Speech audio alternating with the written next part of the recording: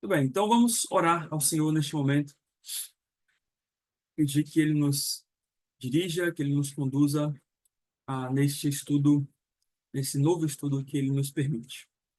Senhor Deus, nós agradecemos a Ti, Pai, nesse dia, esse tempo precioso que o Senhor nos dá na Tua palavra hoje, na comunhão uns com os outros. Que o Senhor prepare, Deus, conduza o nosso coração. Fale, Senhor, através da Tua palavra as nossas vidas. Não possamos somente conhecer, mas também aplicar, Senhor, isso. Tem a ver, Senhor, com os temas que estamos estudando neste ano. A santidade, mas também a maturidade cristã, que também andam juntos, estão ali, próximos, e que quanto mais crescemos em maturidade, mais também crescemos em santidade. São duas coisas que estão ligadas. Não para nossa glória, mas para, Senhor, glorificar o Senhor através das nossas ações. Para que, como acabamos de cantar neste hino, o teu amor, Deus, possa ser conhecido por aqueles que não te conhecem. Possamos conduzi-los, essas pessoas, à verdade do teu evangelho. Sejamos usados, né, vasos preciosos diante do Senhor, que derramem o teu conhecimento, a tua palavra, mas que para isso o Senhor nos preenche, nos dá do teu conhecimento, nos prepara, Deus, para sermos maduros espiritualmente, não meninos, não meninas, não, Senhor, baseados em status, não baseados, Deus, em orgulho, não baseados em egoísmo, não baseados em vaidades ou qualquer outra coisa, Deus, possa passar pelo nosso coração, mas como servos humildes, como o Senhor nos chama a fazer. Aprendei de mim, que sou manso e humilde de coração. Possamos, Senhor, nesse instante, aprender nesse novo estudo exatamente isso. Em nome de Cristo. Amém. Pois bem, irmãos, então esse é o tema do nosso estudo, maturidade cristã, que é uma necessidade, né? Eu sei que os irmãos colocaram ali naquela pesquisa que eu fiz no ano passado, que muito do desejo que vocês tinham era crescer espiritualmente, né? Então, nada melhor do que a gente estudar sobre como crescer espiritualmente, que é o tema maturidade cristã. Como ser maduro. Um homem e uma mulher maduros diante de Deus. Então, há dois tipos aqui de cristãos. A gente podia falar de talvez outros tipos de cristão, outras formas que a gente encontra na Bíblia, ah, mas olhando para a maturidade cristã, a gente encontra pelo menos dois tipos de crentes que a palavra de Deus nos traz, nos aponta aqui e que precisamos observar com atenção para a gente entender esse tema importante. O primeiro tipo de cristão aqui são os cristãos conhecidos como crianças na fé, certo? E nós encontramos essa descrição lá em 1 Coríntios 3, 1 a 2. Eu gostaria que você pudesse abrir a sua Bíblia lá, para que a gente possa ler esses dois versículos ali. 1 Coríntios 3, 1 a 2. E quando nós estamos falando desse contexto de Coríntios, né, a gente está vendo exatamente uma igreja que estava com problemas, né? E a gente vê muito problema de orgulho, muito problema de status, de um querer subir em cima do outro, né? Através dos seus dons, né?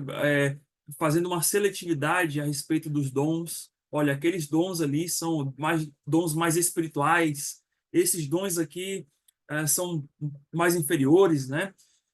Tinha partidarismo dentro da igreja, tinha muitas situações que eram confusas, pecados, né?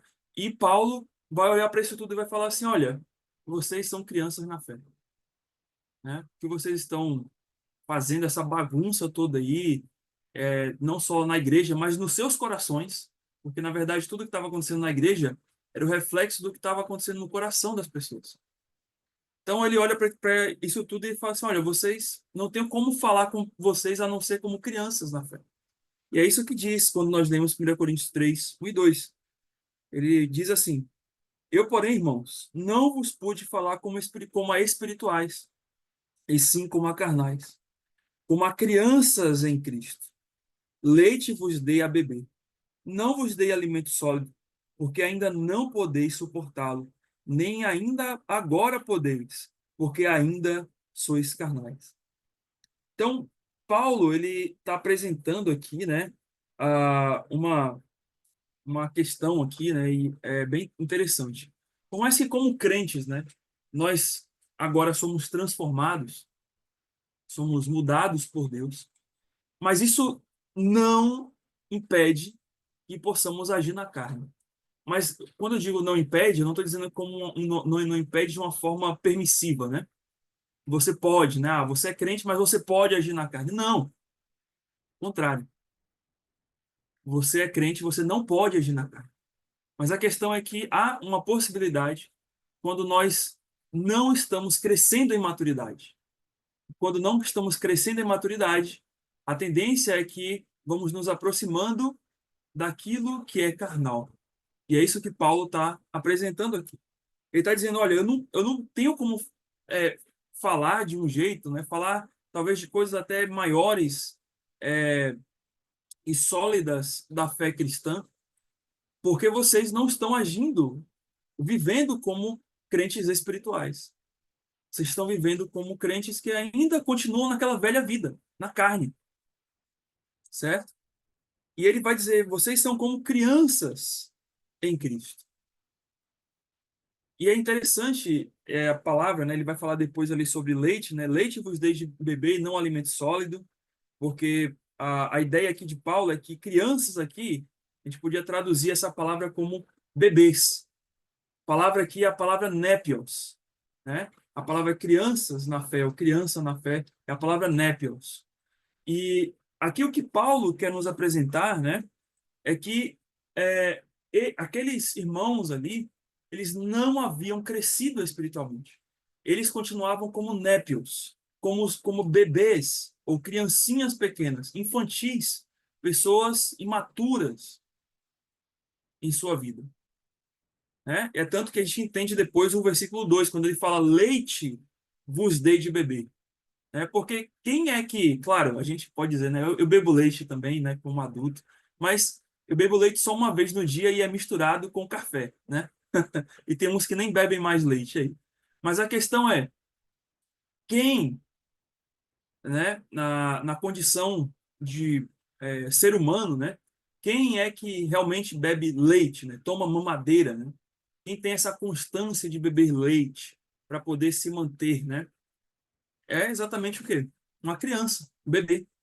Né? Até uma criança, depois que ela se desenvolve, ela deixa de parar de mamar, né? Mas um bebê não. Um bebê ele, é o alimento que ele precisa. Então Paulo vai dizendo, olha, eu vos deixo beber leite, né? Não tenho como dar alimento sólido, porque vocês estão como criancinhas ainda. Vocês não conseguem mastigar. Vocês não têm dentes espirituais, vamos dizer assim, né? Há uma estrutura espiritual para que vocês entendam as verdades. Porque se até no leite vocês estão aí se degladiando, né? Sendo cobiçosos e orgulhosos e invejando uns aos outros, então como é que eu vou acrescentar a vocês mais coisas, certo? Então, a questão aqui que Paulo fala aos Coríntios, naquela situação, é exatamente essa. Olha, vocês não têm crescido espiritualmente. Vocês são crianças na fé. Então, esse é o primeiro tipo de crente, né, olhando aqui para a questão de maturidade, que nós votamos nas Escrituras. O segundo, Paulo vai dizer ali em 1 Coríntios 2,6, são aqueles chamados de experimentados, né? Experimentados.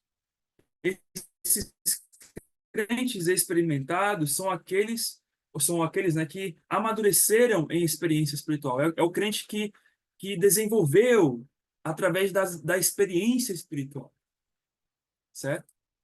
E aí nós chegamos lá e vamos ler 1 Coríntios 2,6, quando lemos assim: Entretanto, expomos sabedoria entre os experimentados, não, porém, a sabedoria deste século, nem dos poderosos desta época, que se reduzem a nada. Mas, e se a gente ler o versículo 7, mas falamos da sabedoria de Deus em mistérios, outrora oculta, a qual Deus preordenou desde a eternidade para a nossa glória. Né? E aí, se a gente lê o 8 também, sabedoria é essa que nenhum dos poderosos deste século conheceu, porque se a tivessem conhecido, jamais teriam crucificado o Senhor da glória.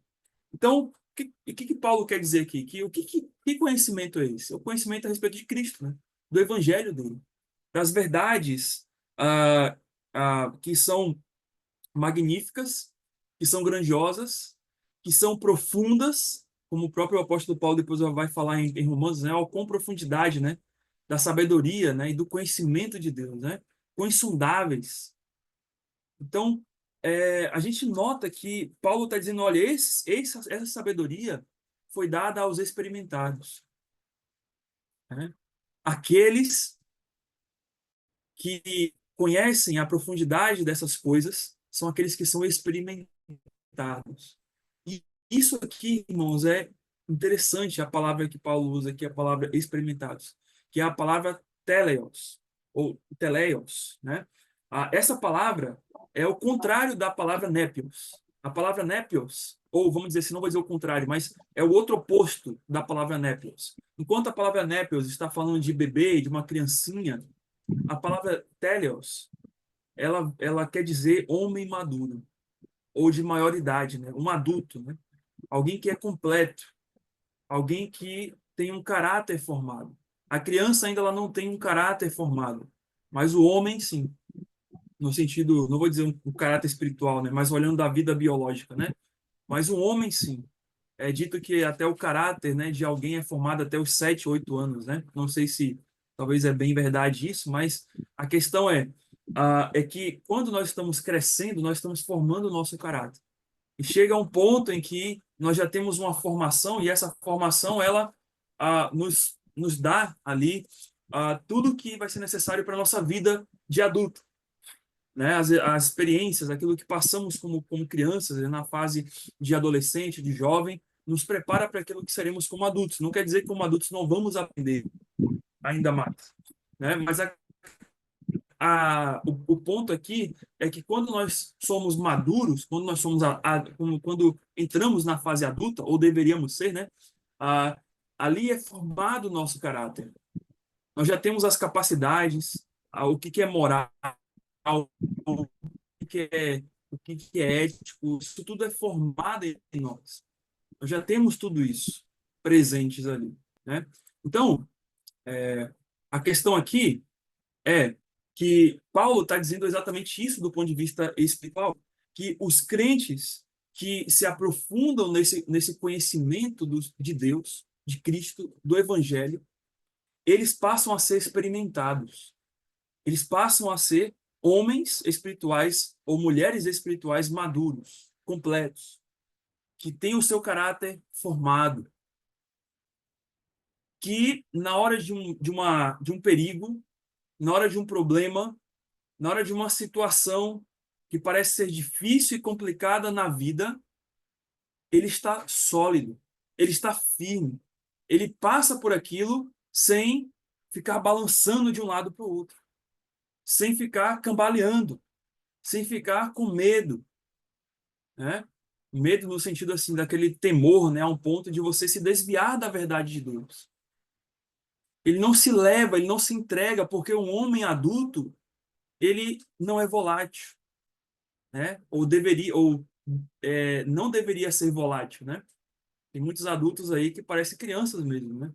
Mas a questão é que um homem maduro, ele sabe se portar, ele sabe viver nas situações, sejam elas complexas, sejam elas tranquilas, né? Fáceis, difíceis, boas, ruins. E é isso que nós somos chamados como crentes a fazer, a sermos experimentados. E como a própria palavra diz, né, a palavra experimentado diz respeito ao quê? A passar por experiências. E as experiências nos levam a essa maturidade. Ok? E claro aqui, obviamente, as experiências na fé, que é o que vamos estudar, vamos ver ao longo desse estudo, né? Então, irmãos, se a gente comparar, né, a vida espiritual, a vida biológica, é a mesma coisa, né? Então, olhando aqui para a vida biológica, o que acontece? Nós nascemos como? Já de barba, né? Já grandes, né? Já saímos do ventre da nossa mãe assim, como nós somos hoje? Não, obviamente, né? Mas nós nascemos como um bebê, né? De 3 quilos, de 4 quilos até, alguns até mais, né? Com seus 50, 60, 70 centímetros, bem frágil, indefeso, certo? Nas mãos de alguém, nem sabe que ele próprio existe. E depois nós vamos o quê? Passando para ser uma criança, né? Nós saímos da fase de bebê, nós avançamos para uma fase em que agora não ficamos mais engatinhando ou se escorregando pelo chão ou pelas coisas, mas agora nós ficamos de pé.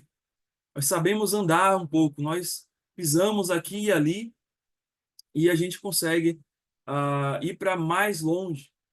Depois, crescemos mais um pouco e nos tornamos uma criança já maior, né? Que já entende muita coisa, que já compreende um pouco do que é esse mundo, certo? Que já tem as suas experiências próprias. E aí depois chegamos na fase mais complexa da vida, né? Que é chamada de adolescência, que é a fase em que aquela criança ela não quer mais os seus pais do lado para dizerem o que que ela deve fazer e quer explorar o mundo e quer tomar suas próprias decisões, achando, né, que tá na flor da idade, na flor dos hormônios. E ela quer explorar a vida. Depois chegamos na fase mais jovem, entramos naquela fase mais jovem, que também é uma fase explosiva, uma fase em que estamos também na flor da idade, que passamos a tomar também nossas decisões, em muitos casos, quando as pessoas fazem ali 18 anos, né? Aquela idade marcante, em que você, a partir de agora, é considerado adulto, e você se acha, né, que vai e pode fazer tudo, e na verdade você cresce e vê que não é bem assim, não dá para fazer tudo ainda, até que depois você chega à fase adulta, em que você começa agora a ter rugas, uma feição mais rígida, você não tem aquela facezinha de uma criança doce, né? Vamos dizer assim, mas você cria uma formação física, emocional, a barba, você vai ficando mais velho, aparece cabelo branco, você fica careca, né? E as mulheres também nas suas mudanças. Então essa é é o caminho da vida, é o caminho natural da vida.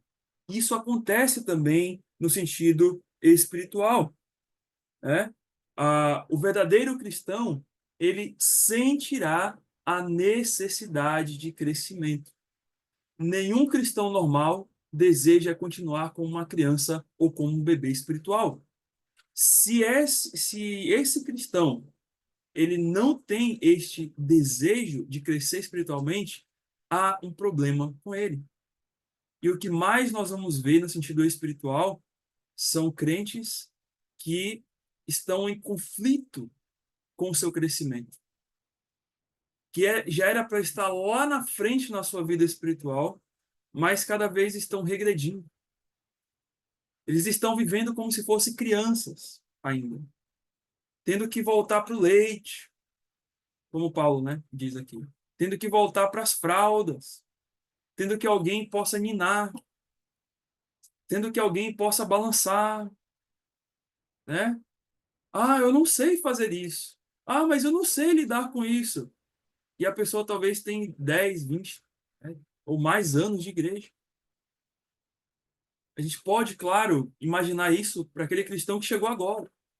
Tem 1, 2 anos, ele ainda está se adequando à nova vida em Cristo. Ele ainda está deixando lutas do passado dele, né, mortificando o velho homem e agora vivendo essa nova vida que Deus deu a ele como nova criatura. Mas o que é de se esperar depois, talvez, de 3, 4, 5 anos de vida cristã, e até chegando a 10 anos de vida cristã, é que exista uma mudança gradual.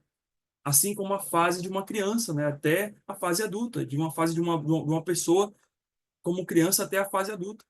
Ele tem que crescer. Se não cresce, existe um problema. Existe um problema na sua espiritualidade com Deus. E isso precisa ser investigado. E é por isso que nós, como crentes hoje, talvez, né, vocês colocando na pesquisa ali, pastor, eu não sei ainda crescer espiritual, sabe, eu olho para mim e eu vejo que eu sou imaturo. Isso é um ponto bom. Mas a questão é, saber isso e não fazer nada não vai levar você à maturidade cristã. Então, o que nós ah, temos que entender aqui é que precisamos compreender a chave da maturidade cristã. E essa talvez você já deve ter ouvido diversas e diversas vezes, e eu vou repetir aqui. E vou repetir até você cansar. Mas você precisa entender isso. Entender e colocar em prática isso na sua vida. Senão, não vai acontecer. E eu vou te mostrar aqui, através de exemplos das Escrituras, de que isso é a chave, de que isso é o fundamental para que você possa crescer espiritualmente. Se você nota os versículos de Filipenses 3, 7 e 9, você vai observar ali a chave do crescimento espiritual. Qual é a chave do crescimento espiritual? A sublimidade do conhecimento de Cristo, de Jesus Cristo. Vai lá em Filipenses 3, 7 e 9.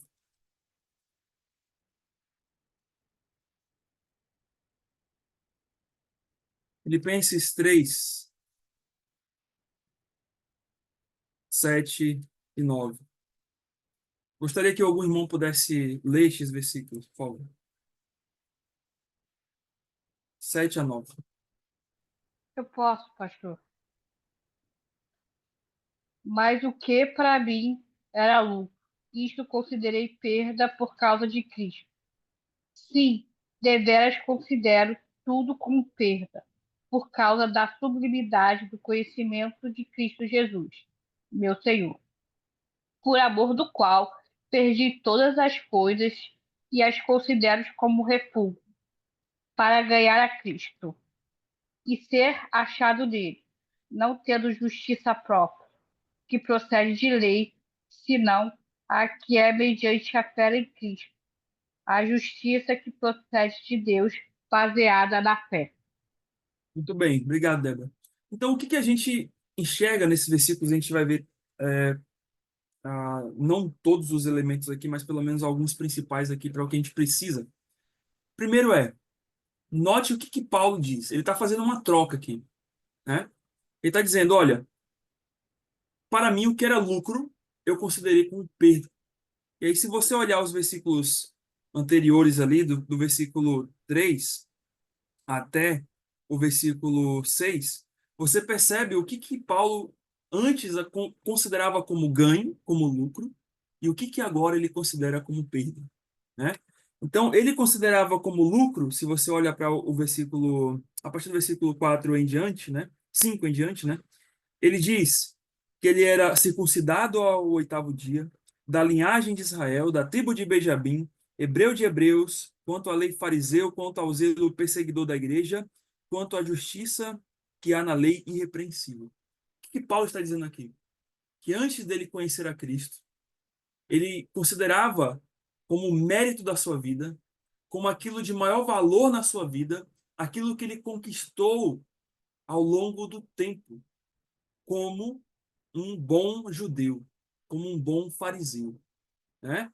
Primeiro ele nasceu da linhagem de Israel, né? Ou seja, um judeu de uma tribo considerada como uma tribo fiel a Deus, que é a tribo de Benjamim, junto com a tribo de Judá, é, mantiveram naquela linhagem, né? Que não se dividiu para o Reino do Norte, mas ficaram ali. Ele era hebreu de hebreus, né, nessa ideia de como um hebreu diferente, de uma categoria diferente. Ele era zeloso contra a lei, ele era um fariseu, ele tinha uma posição importante dentro da comunidade dos judeus, zeloso. Isso aqui tudo a gente pode traduzir como o quê na nossa vida hoje? Com tudo aquilo que talvez a gente tenha, com tudo aquilo que talvez a gente se gabe, com tudo aquilo que talvez qualquer pessoa na sua vida comum desse mundo diga que, olha, eu me orgulho disso, né? Eu encho o meu peito e digo que, olha, eu sou isso, né? Olha o que eu tenho, né? Olha o que eu conquistei, olha o que eu sou. Então, Paulo está dizendo que ele considerava tudo isso como lucro. Mas ele vai dizer, olha, o que para mim era lucro, essas coisas, eu considerei como perda, né? Como nada, como nada. E em outras versões, a palavra perda aqui, né? É, como lá na frente no versículo 8 ele vai dizer como um refúgio, né? Ou seja, o que que era um refúgio? Era como se fosse um esterco, né? Aquilo que não prestava, aquilo que era um lixo. A palavra realmente aqui é esterco, né? A ideia aqui do versículo 8 quando ele fala depois o refúgio, né? Seria algo que não presta para nada, né? E a palavra perda é exatamente algo que não tem valor qualquer. E ele olha para isso e ele fala, olha, eu considerei tudo isso perda por causa de Cristo. E aí ele complementa, por causa da sublimidade do conhecimento de Cristo. Então, quando Paulo ele é salvo, ele olha para a sua vida atrás e ele fala assim, olha, tudo isso que eu me gabava, tudo isso que eu tenho, que eu achava que era algo de valor, isso não é nada se comparado à sublimidade do conhecimento de Cristo. E o que que é essa sublimidade do conhecimento de Cristo? Aí eu fiz uma pesquisa aqui, trabalhando no grego, a respeito dessas duas palavrinhas, sublimidade do conhecimento. A palavra aqui é huperkognosis, né? Huperkognosis, que quer dizer exatamente conhecimento por experiência, do que é superior, excelente, aprovado e supremo. Então, se você olhar para a vida de Paulo, você vai ver exatamente isso acontecendo, né? Paulo, ele estava numa nata de pessoas religiosas ali, né? Seguro, confortável, sem qualquer problema, mas ele conhece a Cristo, né? Ele está a caminho de Damasco e ali ele tem aquela visão do Senhor e o Senhor vai até ele, né? O chama para a salvação, ele crê no Senhor Jesus Cristo e aí agora ele é transformado. E a partir de então, da sua condição de alguém que estava no meio de uma religiosidade, seguro, protegido, né? Com condições de ascender para ser um líder entre os hebreus, entre os judeus, ele passa a ser agora de perseguidor a perseguido. Ele passa a ser visto como alguém desprezado. Ele passa a ser visto como alguém que, né, era digno de morrer, porque ele traiu o seu grupo religioso, né? Ele traiu aqueles a quem ele tinha crescido e ouvido os ensinamentos dos judeus, da religião judaica. E ele agora passa a aprender por experiência na sua vida o que era andar com Cristo, o que era viver com o Senhor. E essa sublimidade do conhecimento de Cristo que Paulo coloca aqui é exatamente isso.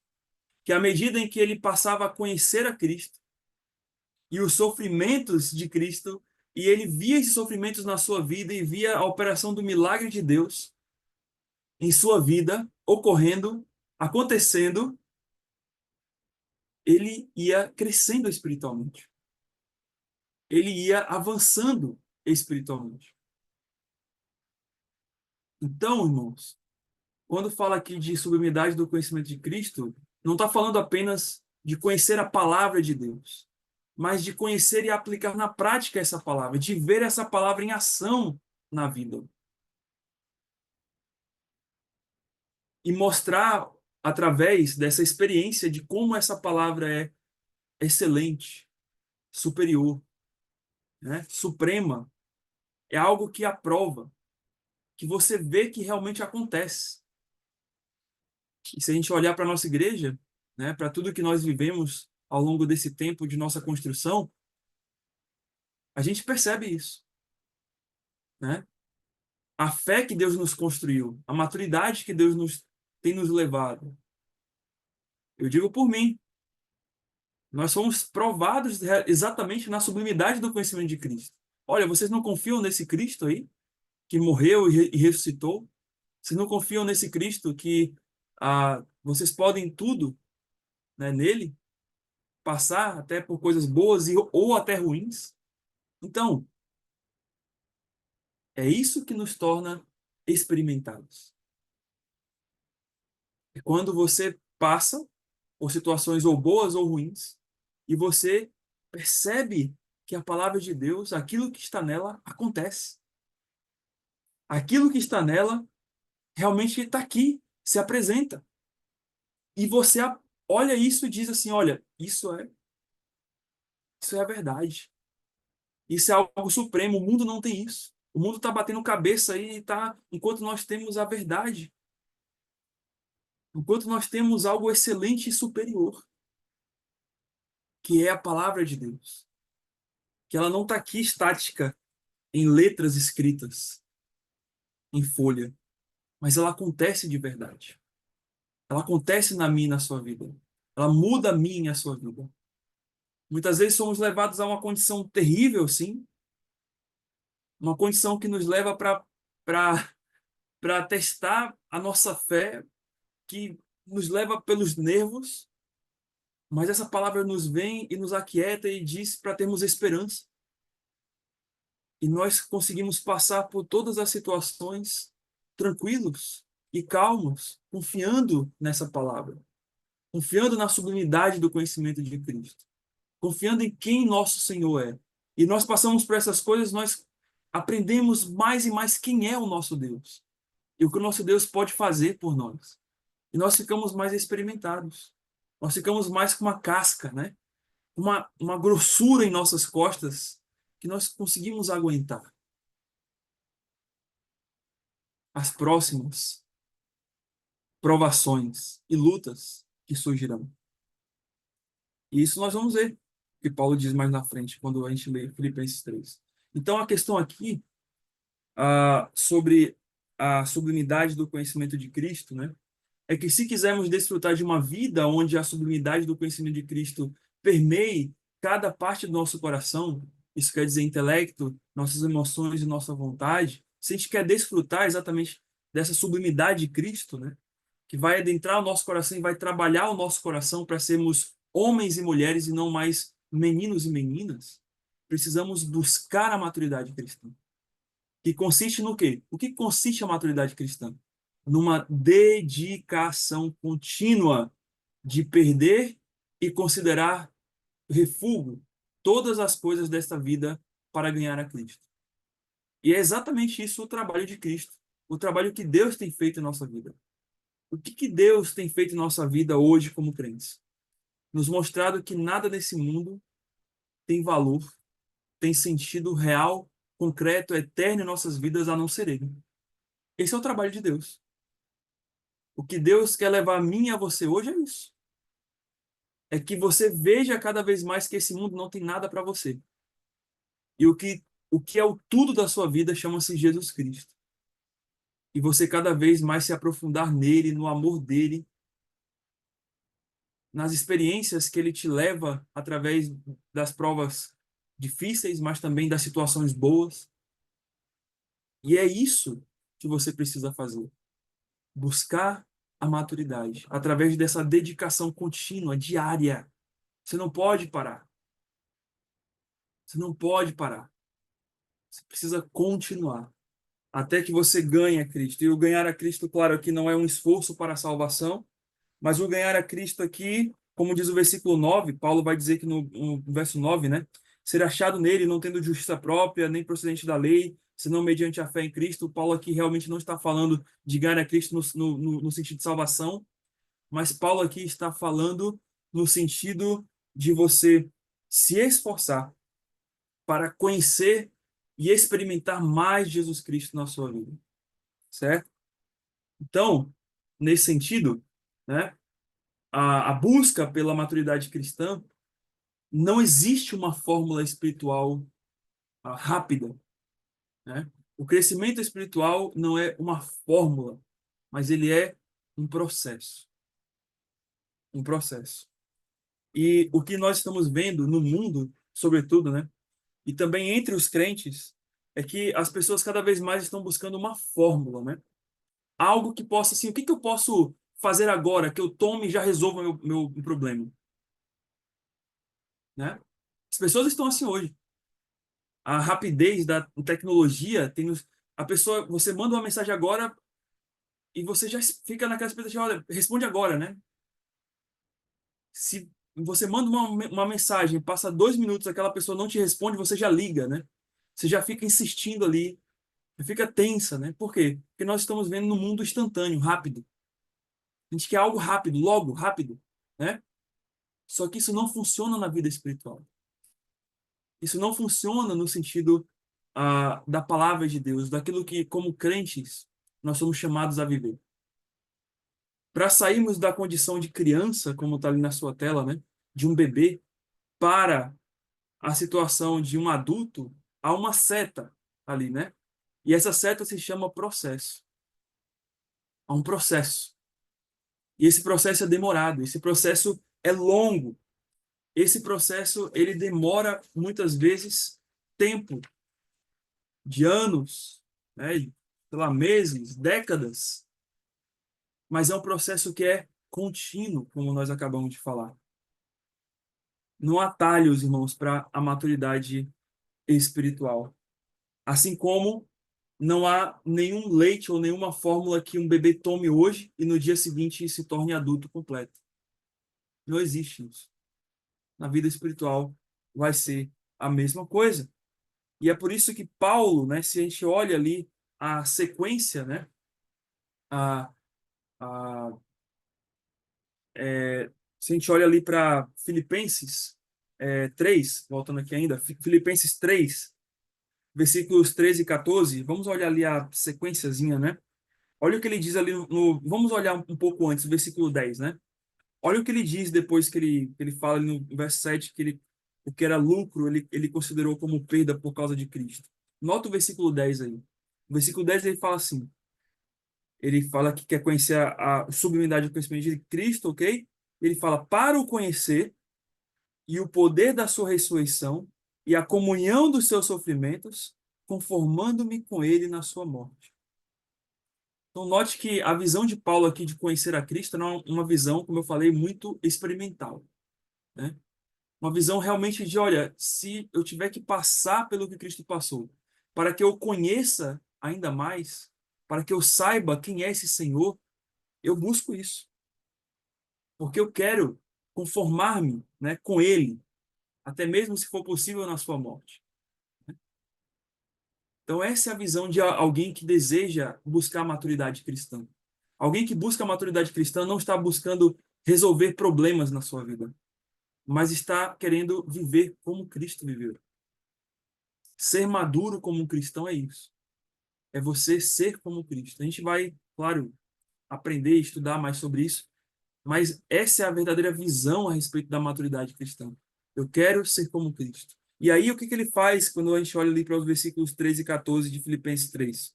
Ele diz: Irmãos, quanto a mim, não julgo havê-la alcançado, mas uma coisa faço, esquecendo-me das coisas que para trás ficam e avançando para as que diante de mim estão, prossigo para o alvo, para o prêmio da soberana vocação de Deus em Cristo Jesus. E o que Paulo está querendo dizer com essas palavras? Que ele se esforça, que ele não fica esperando alguém dar uma receita para ele aqui, ó, toma esse remédio aqui, né? Ou toma essa fórmula aqui, ou toma esse suplemento aqui, que você vai ficar bombadão, né? Igual a Cristo, né? Espiritualmente falando. Você vai ter o caráter de Cristo aqui, você vai ser fortão como Cristo é em seu caráter, né? Não. Ele está falando, olha, eu estou fazendo uma coisa, eu estou prosseguindo.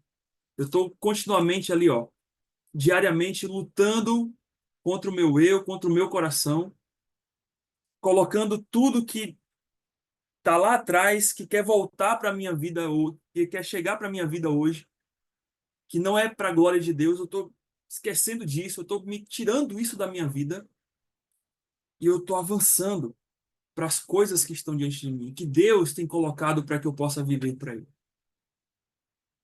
Então eu estou nesse esforço como um atleta, estou avançando, estou prosseguindo para esse alvo. E aqui a gente olha esforço. Ah, pastor, a maturidade cristã exige esforço. Não é esforço do pastor. Eu não posso terceirizar a sua vida espiritual. Eu posso fazer uma coisa, pregar. Eu posso falar. Eu posso exortar. Eu posso te chamar a atenção. Eu posso te aconselhar. Mas eu não posso pegar suas patinhas como ovelha e falar assim, olha, vai agora faz esse passo aqui, agora faz esse passo aqui, né? Eu não posso pegar as suas patas e andar como ovelha, tá? Não estou falando que você é um bicho, mas espiritualmente falando como ovelha, eu não posso. Isso é você. Às vezes as pessoas elas olham para um pastor ou para qualquer pessoa que ela julga, entende, né, como alguém, ah, não, aquela pessoa ali, né, vai falar algo ao meu coração, né? Já entende assim, ah, ela vai falar algo ao meu coração e coloca na pessoa a condição de uma mudança espiritual na vida dela, achando que não, se eu ouvir aquele pastor, né, se eu ouvir a mensagem tal, eu vou ficar mais animado. Tudo bem, você até vai ficar mais animado, mas logo esse ânimo termina, porque aquele pastor não vai andar por você. Aquele pastor que você ouve na internet, nos cursos, nos livros que você lê, nem eu aqui, mas é você. Você pode fazer todos os cursos possíveis de como ser o melhor crente. Você pode fazer todos os cursos possíveis de teologia para conhecer a Deus. Mas tudo isso vai ser infrutífero se você, no particular, no diário, não começar esse processo de crescimento na sua vida. Não é igreja. Tem gente que fala assim, ah, eu vou mudar de igreja para ver se eu melhoro a minha vida espiritual. E às vezes você vai cair numa igreja pior, ao invés de consertar os seus erros. Nessa igreja que parece que não está te dando nada, né? E na verdade, não é que não está te dando nada, é que o problema é você. É que o seu coração está onde? Está nas coisas que Paulo falou que era refúgio. Está nas coisas, no lucro do mundo. E é por isso que você não cresce, né? Como é que você quer crescer espiritualmente se você fica vendo série, vídeo e, e encharcado no mundo do Instagram, do Facebook, olhando coisas que não levam a nada, né, essas trends aí, essas coisas aí malucas aí que o pessoal coloca na internet, que vira modinha. Como é? Como é que você vai crescer assim? Isso é refúgio. Isso é nada.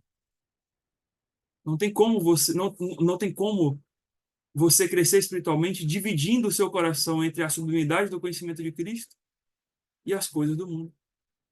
Não tem como. Não tem como você orar a Deus se você também não se esforça para poder viver uma vida de oração, né? E ver os resultados dessa oração que você faz. Então, o ponto que nós queremos dizer aqui, tratar, irmãos, é que precisa de um esforço. E claro, nesse esforço, Deus e o cristão, eles estão envolvidos. Primeiro, Deus, como nosso pai, ele nos investe como um pai, né? Quando nós somos crianças, bebês, nossos pais fazem um grande investimento em nossa vida, não faz? Eles nos alimentam, compram nosso alimento, né? Geralmente, quando o bebê nasce, a mãe dá de mamar, certo? E depois vão dando papinhas e outras coisinhas mais. Há um cuidado na saúde do bebê, há um cuidado na educação da criança, na segurança da criança. Muitas vezes a criança ela não sabe o que é o perigo, então o pai tem que tapar a tomada, né? Colocar uma cerca ou uma rede, né? De segurança para que a criança não caia, né? Tirar toda e qualquer coisa para que a criança não venha a se acidentar. Então, os pais fazem um investimento, certo? E Deus faz isso conosco. Se a gente olha lá para 2 Pedro 1:3, a gente nota o investimento que Deus faz em nós, certo? Então, vai lá em 2 Pedro 1:3, eu vou pedir para que o irmão possa ler esse versículo para nós, por favor. 2 Pedro 1:3. Olha o investimento de Deus ali.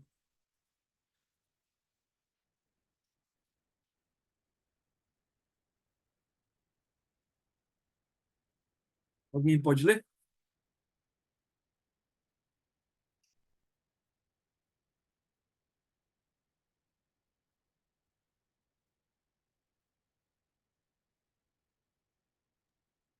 E, tá bom, então eu vou ler.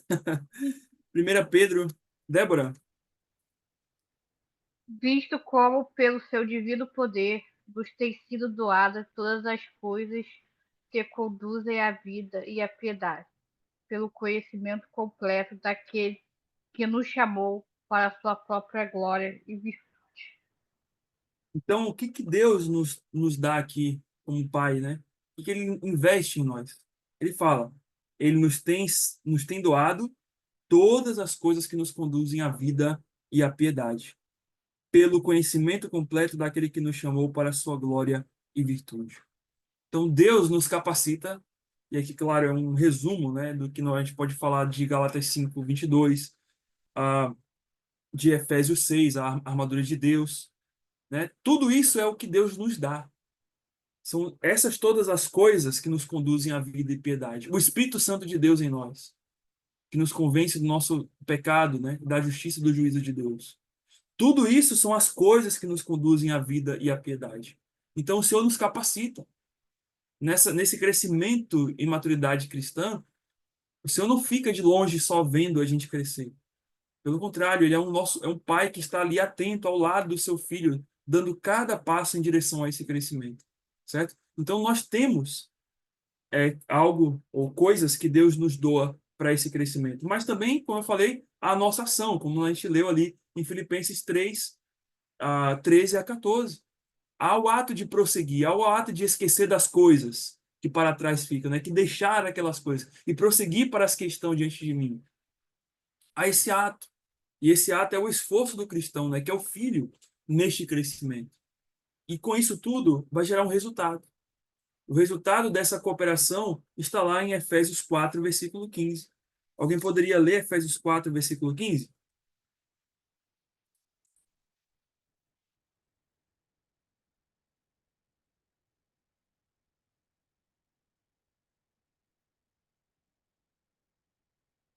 Ok, eu vou ler então. Efésios 4, versículo 15.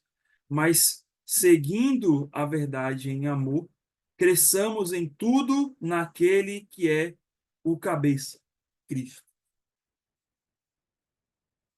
E vamos ler o 16 também. De que todo o corpo bem ajustado e consolidado pelo auxílio de toda a junta, segundo a justa cooperação de cada parte, efetua o seu próprio aumento para a edificação de si mesmo em amor. E o que esses versículos apontam aqui? Que uma vez que Deus nos capacita, e temos sido capacitados por Deus como crentes, uma vez que nós estamos em ação, em busca de maturidade cristã, em busca de crescimento em nossas vidas, isso vai gerar um resultado, e esse resultado é exatamente que vamos crescer naquele que é o cabeça. E esse crescimento vai fazer com que a gente aumente, né? Ele fala que aumente esse corpo, que esse corpo se desenvolva, que ele venha a ser firme, a ser forte. E é isso que, como crentes, a gente precisa entender. A vida cristã, ela passa por uma academia espiritual. Às vezes as pessoas não gostam, né, de fazer exercício, né? É cansativo, é chato. Eu vou ter que colocar o meu corpo em movimento e vai ficar dolorido e vai, né? E eu vou sentir aquele impacto, né? Que tem a atividade física, né? Aquele esforço, aquele cansaço. Mas é isso que precisamos. O seu corpo precisa fazer isso. O seu espírito precisa fazer isso para que você avance, para que você cresça, para que você aumente. Então não tem outra saída, não tem outro suplemento, né? É academia espiritual.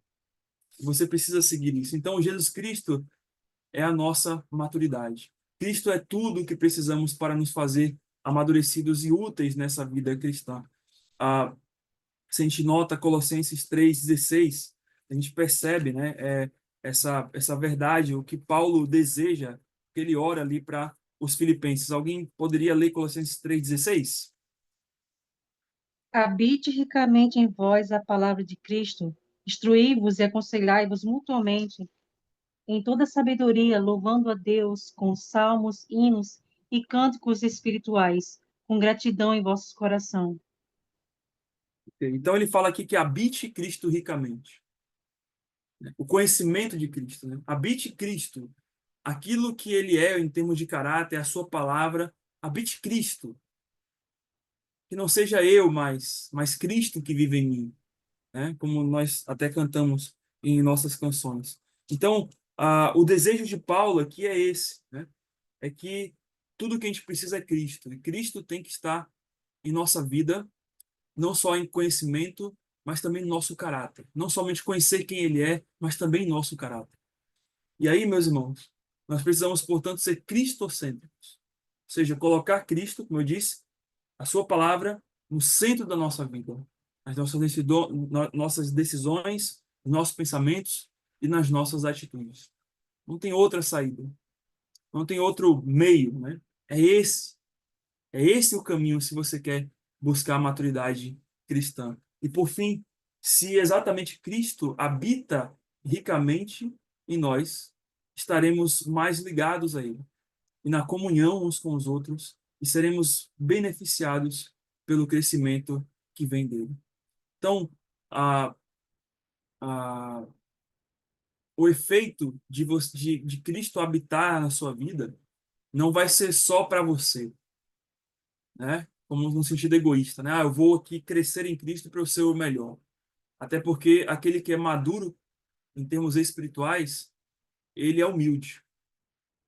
Ele não se julga melhor que o outro. Ele não quer subir, né, ou invejar alguém. Pelo contrário, ele quer ser igual a Cristo como Cristo é, humilde, manso, longânimo. E por conta disso, essa ligação que ele tem com Cristo, do habitar ricamente em seu coração, vai fazer com que ele também queira estar em comunhão com outros crentes. Ele queira edificar, como nós lemos até, né, agora há pouco em Efésios 4, a outros crentes, outros cristãos, para que eles possam também ser como Cristo, viver cristocentricamente, ok? Como diz lá em João, no Evangelho de João 15, versículos 1, 1 a 5, né? Se a gente nota lá, João 15, 1 a 5. Diz assim, João 15, 1 a 5. Eu sou a videira e meu pai é o agricultor. Todo ramo que estando em mim não der fruto, ele o corta. E todo o que dá fruto, limpa, para que produza mais fruto ainda.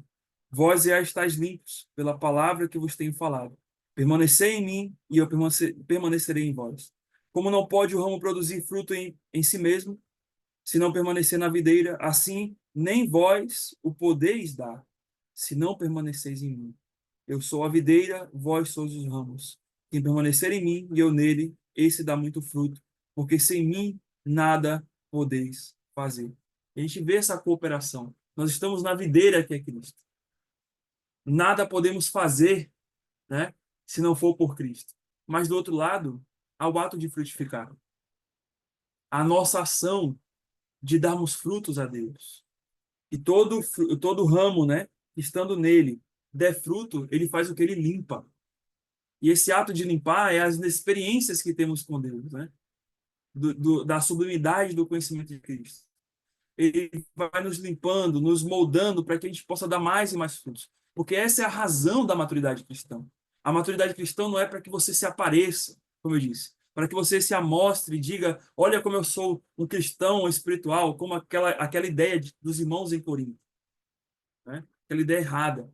Pelo contrário, a ideia é que quando você mais cresça no Senhor, mais você dá fruto para Ele. Mais você demonstre como que esse Deus transformou a sua vida e como você pode agora ajudar a transformar a vida de outras pessoas através deste evangelho. Por fim, a maturidade cristã ocorrerá quando Jesus Cristo estiver sendo formado em nós. E isto só virá se de fato estamos dispostos e nos esforçando para conhecê-lo. Então, como é que Cristo vai ser formado em nós? Através da sublimidade do conhecimento dele. Ou seja, quando eu me dedico a conhecê-lo, quando eu me dedico, seja nas situações boas ou ruins, a aprender o que Deus quer de mim naquelas situações, a viver o que Deus quer de mim naquelas situações. Não aquilo que eu acho, mas aquilo que a palavra de Deus diz. Não fugindo daquilo que ele quer me ensinar,